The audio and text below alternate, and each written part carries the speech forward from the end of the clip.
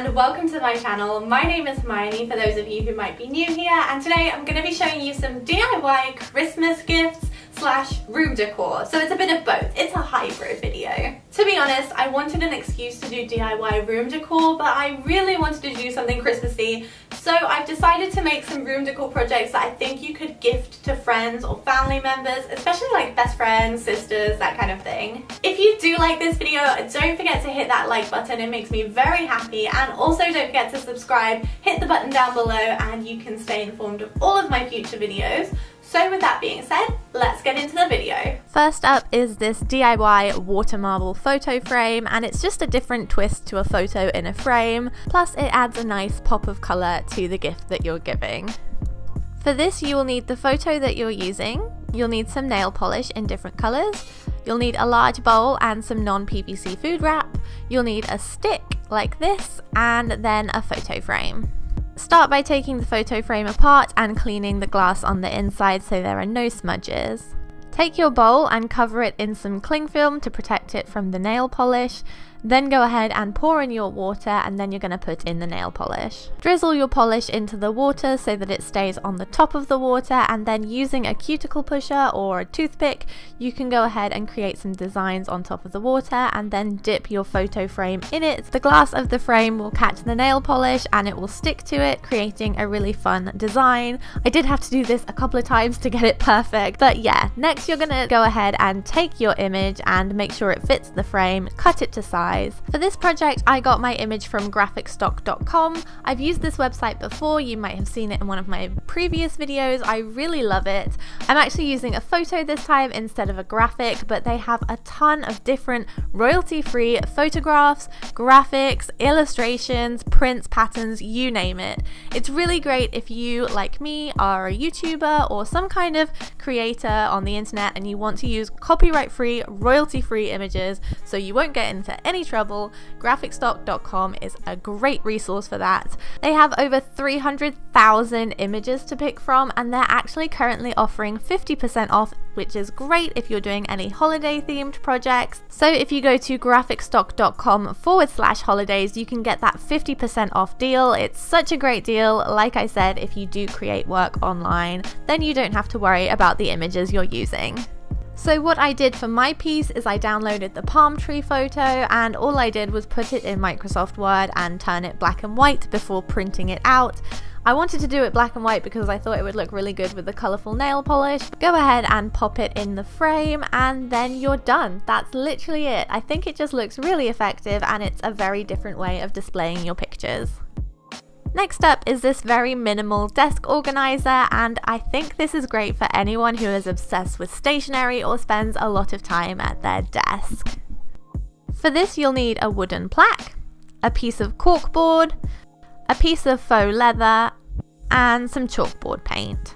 Start by measuring your board to determine how big you want your pieces to be, and then once you've figured that out, go ahead and mark that size on your piece of cork and cut it out. These are just placemats from IKEA, but they work perfectly. Go ahead and take your board and then make sure that the piece of cork fits inside it. Once you've done that, you're going to want to cut a piece of faux leather in the same size, or any kind of fabric really, but this is just very durable. And then you just want to go ahead and hot glue gun these into place. For the faux leather, you just want to leave one side unglued so that it creates a pocket, and this is what you can put pencils in, sticky notes, and other kind of memos and things like that. And then you're going to want to go ahead and glue the corkboard in place as well. Next you're going to want to make the little chalkboard area, so take some masking tape and place this on the board to create the shape that you'd like to paint inside. Then go ahead and paint that inside area using your chalkboard paint. Don't let the paint dry before pulling off the masking tape, otherwise it might chip.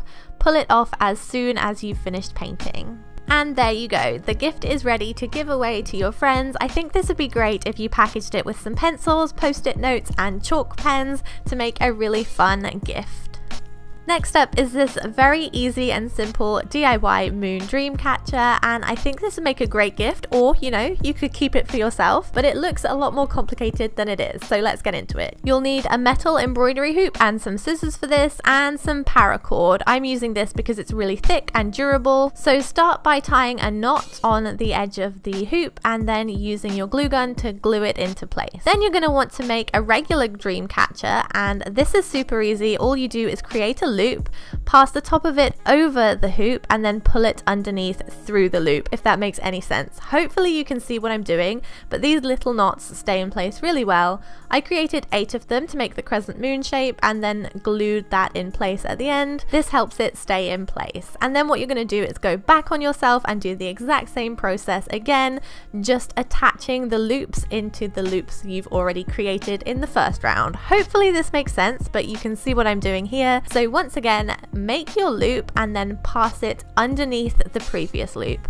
And this should stay really nicely in place. So keep doing this and you'll have something that looks a little bit like this, and you're going to want to keep going back and forth on yourself until the loops get really, really small. Then once you think you can go no further, you just want to tie a knot at the very end, and this is what it should look like. Now you can take it further and add bits of lace or tassels or feathers to the end of it. I tried it with many different colors and I just didn't like it. It didn't look good on mine at all, but you can try whatever you like. I just left mine plain. I thought this looked really different and unique, and I think it would make a great gift.